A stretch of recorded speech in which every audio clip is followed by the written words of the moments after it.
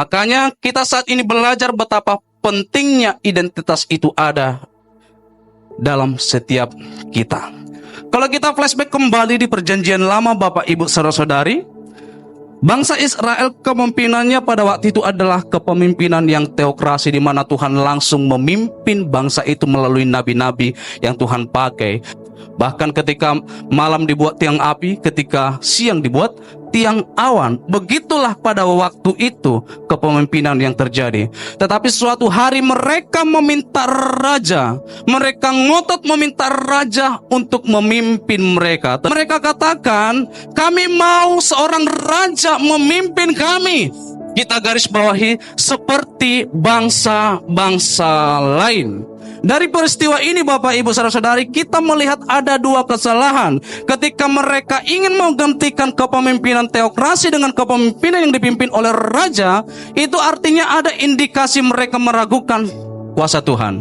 Betul? Dan kesalahan yang kedua, mereka meminta raja sama seperti bangsa-bangsa lain. Itu artinya mereka ingin mengadopsi model bangsa lain bagi bangsa mereka.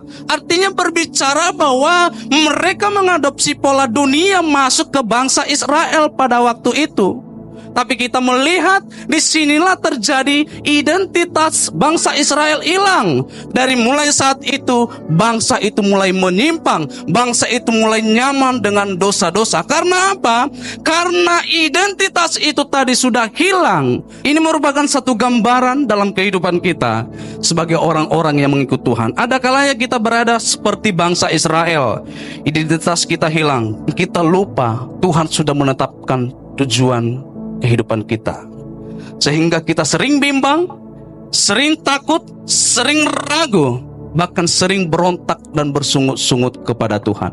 Bangsa Israel identitasnya hilang ketika mereka gantikan kuasa Tuhan dengan kuasa manusia. Bangsa Israel identitasnya hilang ketika mereka mengikuti pola dunia bangsa-bangsa yang tidak mengenal Tuhan pada waktu itu. Ada kalanya kita berada di posisi ini sehingga itu yang membuat kita bimbang akan janji Tuhan. Itu yang membuat kita ragu. Itu yang membuat kita tidak percaya diri. Itu yang membuat kita putus asa. Itu yang membuat kita gampang menyerah. Karena identitas itu hilang.